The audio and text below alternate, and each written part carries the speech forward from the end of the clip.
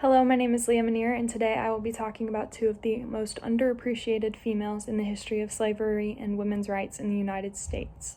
Angelina and Sarah Grimke were very popular for being tenacious and for outstanding such vile acts as slavery and inequality, and wrote numerous letters, articles, and pamphlets. Sarah Grimke was born November 26, 1792, and was taught what were generally female tasks such as sewing, music, and art. However, these disinterested her, and she turned to her brother, who attended Yale College, which would one day become Yale University. Now, Sarah Grimke was born and raised under Judge Grimke and his wife, who both believed that women had their place, but that place was not in law or politics.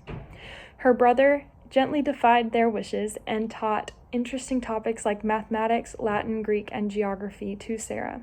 These lended to her one day pursuing law and being able to stand beside her brother at the bar, which she has been quoted as having as a desire. Sarah grew up in South Carolina on a plantation which her father owned, seeing individuals treated as less than day in and day out. However, she had had a heart for the people that she lived with and had seemed to receive God's eyes from a very young age and taught them and treated them as people and not as objects. Again, she taught them those things which she had learned from the schoolhouse and from her brother, since they were not ever able to step into a schoolhouse. After a visit to Philadelphia in 1819, where Sarah lay with her dear and dying father, she was introduced to the Quakers and to their belief that slavery was an evil which we have a responsibility to influence. The Quakers also saw women as capable of preaching and teaching, which was something Sarah had longed for a very long time, and in 1821, Sarah inevitably moved to Philadelphia to become a Quaker.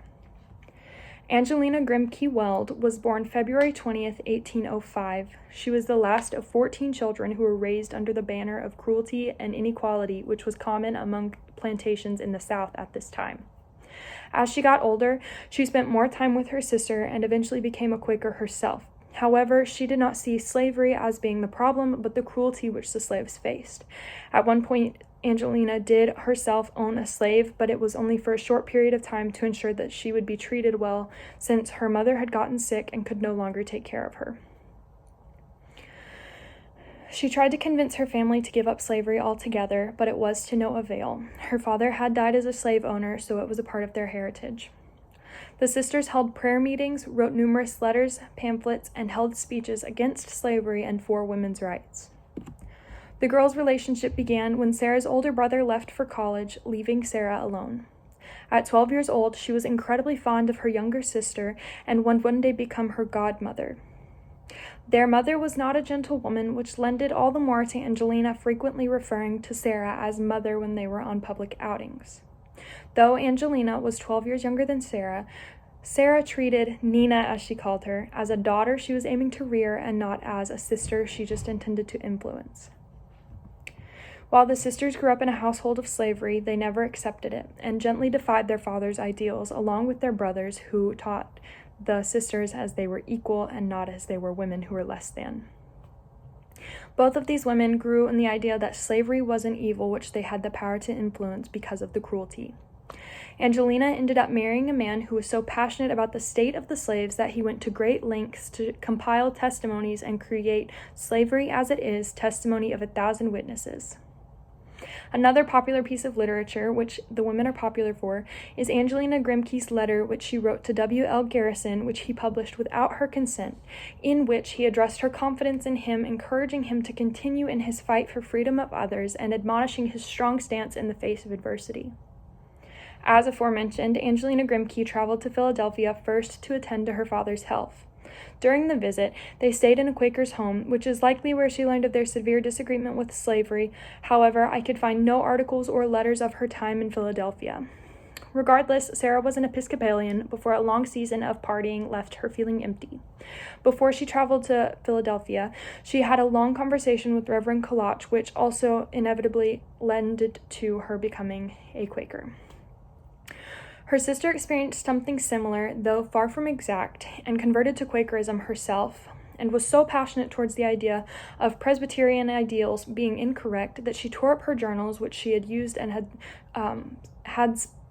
which spoke of Presbyterian teachings. She even used one of these as couch cushions.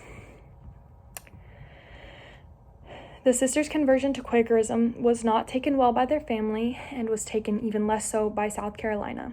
Their mother has been quoted as saying, "Become anything other than a Catholic or a Quaker." However, the women began receiving threats of arrest if they ever returned to South Carolina after several letters that they had published were popularized and were spread across the country. They were also rebuked by the Quakers and were at one point even renounced as being Quakers. While I could find no connection directly to Charles Grandison Finney, I did find connections to the Underground Railroad between the women. The women were heavily involved in the Quaker movement in Philadelphia. The Quakers did eventually lay the foundation for what would one day become the Underground Railroad.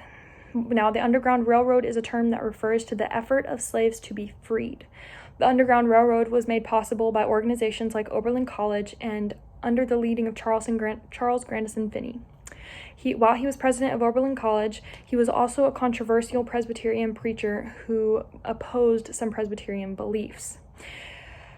He allowed women to speak during prayer meetings, encouraged revivals, encouraged social action, and believed that sin was voluntary. While he was president at Oberlin College, Charles Grandison Finney began reforming the school, which eventually allowed for Black men and women to become students. This was a very large step towards finally emancipation. Oberlin College was an important stop on the Underground Railroad, as those who were pursuing freedom in Canada could stop there for support, for resources, for emotional relaxation, for any kind of support that they needed. They could stop at Oberlin College on their way to Canada. These women and the impact that they made is unparalleled, but to summarize the stance that they had on slavery, I will refer to a sentence from the letter that Angelina Grimke wrote to W.L. Garrison.